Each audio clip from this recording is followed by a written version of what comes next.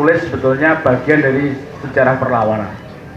Dan cerita yang coba dikumpulkan oleh Wilson dalam buku ini sebetulnya sebagian besar lebih terilhami oleh kecenderungan pemikir-pemikir kritis karena melihat sejarah hanya berisi tentang narasi-narasi sempit yang itu tidak mampu membantu rakyat untuk memperoleh informasi secara benar. Nah, apa yang sebetulnya dikompilasi oleh Wilson dalam buku ini saya sebut sebagai sejarah perlawanan. Sebagian besar lebih banyak menceritakan sebagai kegundahan sejarawan muda yang sekarang mungkin masih muda juga dari sisi spirit sampai sekarang gitu. Dan ini 3 orang ini sejarawan semua. Saya yang bukan sejarawan, saya hanya sosiolog pinggiran. Dan saya rasa saya ingin mengajak ini untuk refleksi buat kita semua bahwa kalau kita lihat dalam era kontemporer pasca politik otoriter, apakah sejarah yang kita hadirkan hari ini juga betul-betul sebagai sebuah sejarah yang antitesis atas peristiwa masa lalu yang tidak pernah dibuka secara fair? Sumpah Pemuda.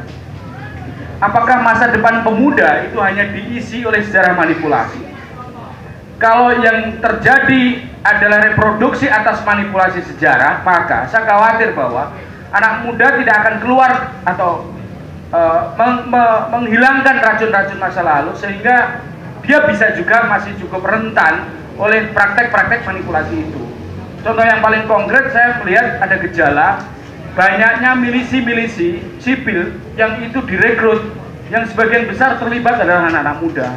Ini satu ironis menurut saya, karena apa? Mereka lah sebetulnya semestinya berpikir secara kritis, porsi di mana tafsir dia atas narasi yang ada itu memiliki perspektif yang kritis. Tapi faktanya sebagian besar yang dimobilisasi oleh kekuatan-kekuatan politik tertentu, bahkan mungkin terlibat di dalam wajib bela negara misalnya, itu anak-anak muda.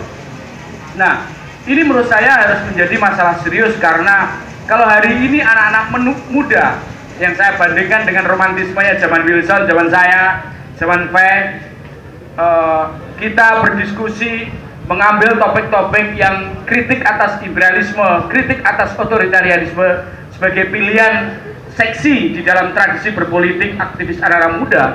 Sekarang mungkin itu tidak dianggap lagi sebagai sesuatu yang seksi, bahkan itu menarik gitu. Di satu sisi ada 2 ekstrim yang menurut saya sangat menarik. Fundamentalisme yang juga berbasis agama ini merekrut anak-anak muda. Terus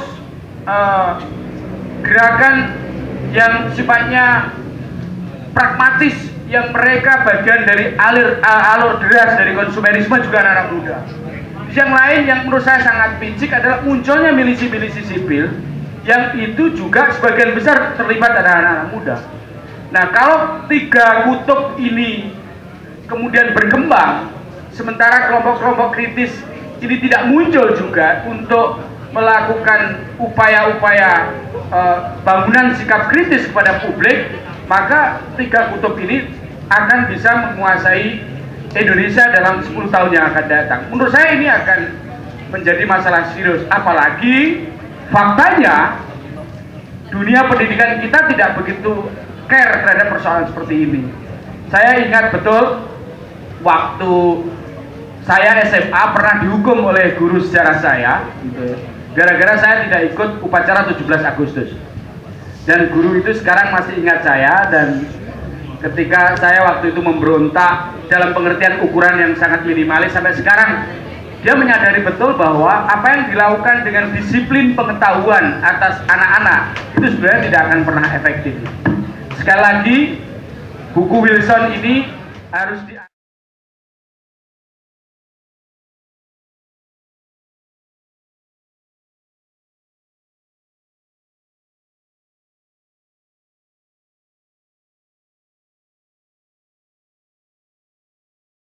buku Wilson sebenarnya nih, sebelum mulai ya, Wilson nih satu angkatan, satu jurusan sama saya ya.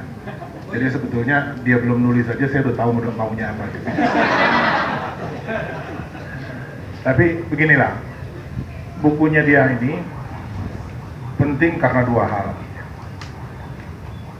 Satu, Wilson ini boleh dibilang orang pertama, ya, sejarawan tapi juga ahli politik atau ilmu sosial secara umum yang menelusuri